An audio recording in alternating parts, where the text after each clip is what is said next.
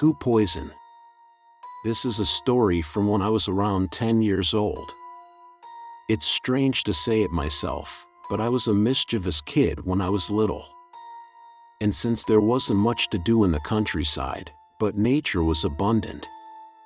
So, as a form of play, I would smash frogs against trees, pour hot water from a kettle into ant nests to wipe them out, and do such things. I was just a kid who enjoyed playing like that. There were plenty of living creatures around, and for some reason, it was fun for me back then to kill those living things. But now, I can't even touch, let alone look at insects anymore. The trigger for that change was the goo poison. I think many people know about goo poison because it's often seen in manga and such. It seems to be originally an ancient Chinese sorcery, but in Japan, it is called kataku. It's about gathering insects or snakes in one place, making them kill each other, and then using the strongest survivor to curse and kill a detested enemy. I did that, you know. I saw it introduced on TV or something, and I didn't have anyone I wanted to curse or anything. It was just like, wow, it's amazing when animals fight each other, the strongest one survives. It was really just a light-hearted thing, but I actually tried making goo poison. Since I was bored during summer vacation, I just threw in whatever caught my eye into a plastic case bug cage.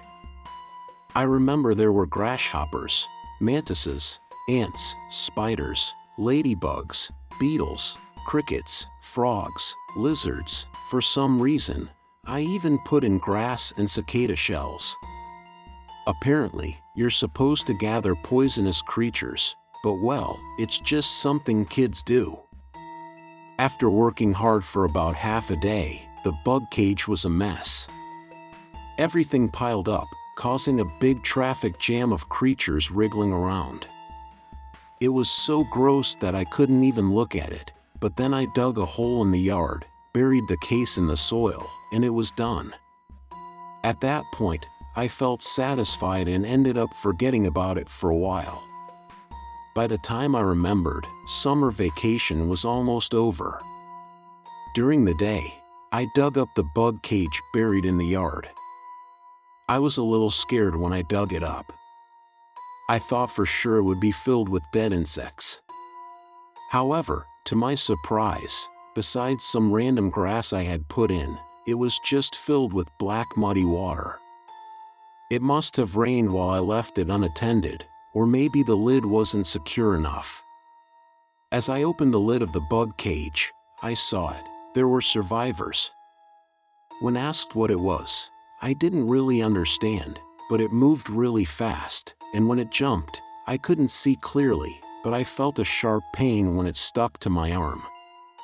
I think it must have bitten me. It quickly slipped away from my arm and went somewhere, but the place where I was bitten hurts so much, and the intense pain feels like being stabbed with a needle and doesn't go away. Because it hurt and I was surprised, I dropped the bug cage on the spot. From the splashed muddy water on the ground, there were insect wings, frog-like bones, and some creepy remains that I couldn't quite make out, but I didn't have time to worry about that. I thought the bitten area would just turn red, but it immediately swelled up, and it was an abnormal amount of swelling. As I watched, my arm swelled up to the size of a golf ball. I had been stung by a bee before, but this was nothing like that. I flew home crying and begged my grandpa. I got stung by a bug. Then it was a big commotion. They took me to the hospital by car, and later transferred me to a bigger hospital. When the doctor asked what had stung me, I answered goo poison, and they made a really strange face. After that, I had a high fever and lost consciousness, and apparently I was on the verge of death for the first 2 to 3 days. In the end, I ended up staying in the hospital for almost a month.